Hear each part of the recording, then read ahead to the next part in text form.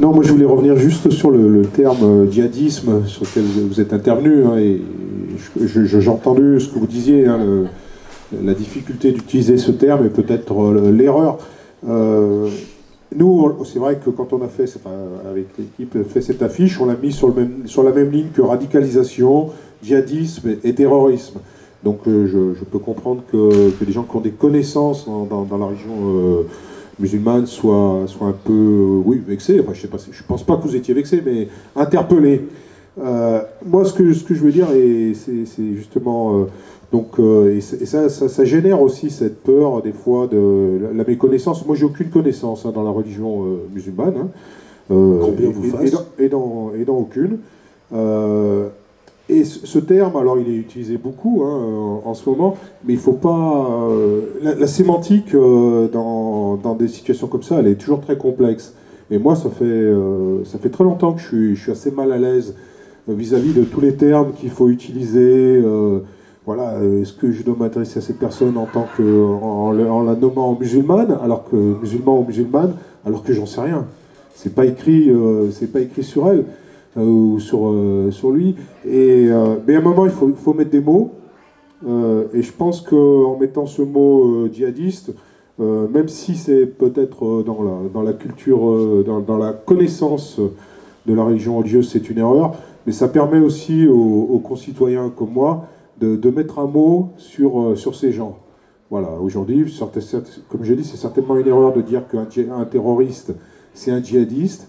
Mais ça permet à un moment de poser un mot sur ces personnes. Et comme peut-être que si c'était un terroriste d'une autre religion, on trouverait un mot qui serait certainement faux, mais qui permettrait de nommer, comme certainement des gens comme moi qui sont non pratiquants d'aucune religion, on a un nom, hein. Bon voilà, le terme c'est athée et agnostique, mais je pense qu'il y a d'autres termes aussi. Mais il faut pas se concentrer sur cette sémantique, parce que c'est là aussi où ça peut générer des écarts, des distances, en se disant ouais, ben voilà, il me traite de djihadiste. Il n'y a pas d'amalgame de fait. Je pense que, bien sûr, là, la crainte aujourd'hui, c'est de se dire, mais chaque fois qu'un prétendu, et je crois, et je l'ai entendu encore aujourd'hui, c'est des terroristes, le mot, vous l'avez utilisé beaucoup, Adolf Hitler. Aujourd'hui, j'ai écouté beaucoup de choses à la radio, à la télé. On a beaucoup parlé de nazis pour ces personnes, hein, bien évidemment. Voilà. Et le but, l'intérêt de ces débats aussi, c'est surtout qu'il n'y ait pas d'amalgame. Et je pense qu'il n'y en a pas dans la tête des gens, des citoyens non pratiquants de la religion musulmane. Il n'y a pas d'amalgame. On sait très bien qui sont derrière ces quelques personnes qui sont encore aujourd'hui, le 13 novembre et le 7 janvier il y a un an. On sait très bien qui est derrière. Il y a beaucoup de vigilance à avoir, je suis d'accord, hein, et d'éducation. Et ça passera par l'école, par la culture et par le débat. Mais je sens qu'il y a chez les gens qui ont peur de l'amalgame. Qu'on se dise, ben voilà, tous les gens, je vais le faire très simple, hein, 50% des gens qui sont autour de là sont des djihadistes. Non, vous êtes des citoyens, il y a des citoyens français, de nationalité française ou pas, parce qu'il y en a beaucoup qui ne l'ont pas, hein, mais qui vivent en France depuis 30-40 ans. Et je pense qu'il n'y a pas d'amalgame et de peur à avoir derrière les termes utilisés. Mais à un moment, il faut mettre un mot sur ces gens, même s'il est faux, tant pis, il ne faut pas en avoir peur.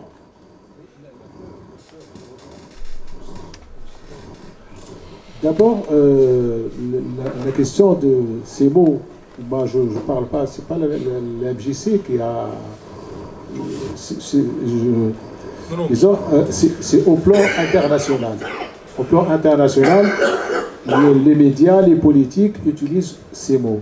Et à mon avis, moi, en tant que d'origine arabe, et je connais bien ce que ça veut dire ces mots, je pense qu'on a, dès le début, on a perdu une guerre culturelle avec ces gens-là. Ça veut dire qu'eux, ils sont dans l'horreur, et nous, on les prend pour des champions et pour des héros.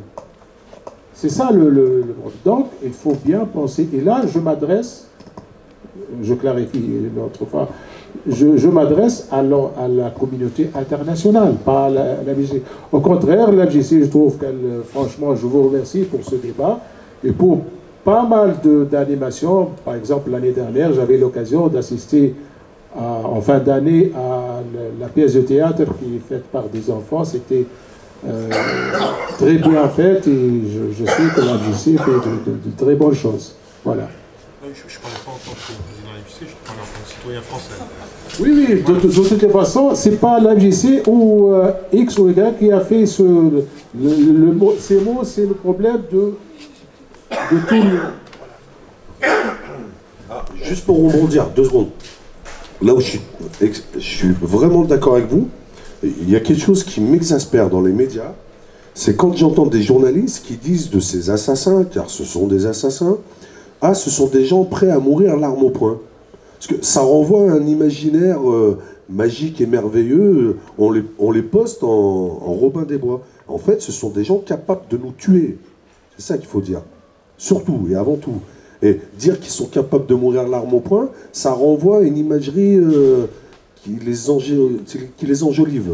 Et je suis d'accord avec vous, il faut traiter un assassin d'assassin. Fakat, on est d'accord.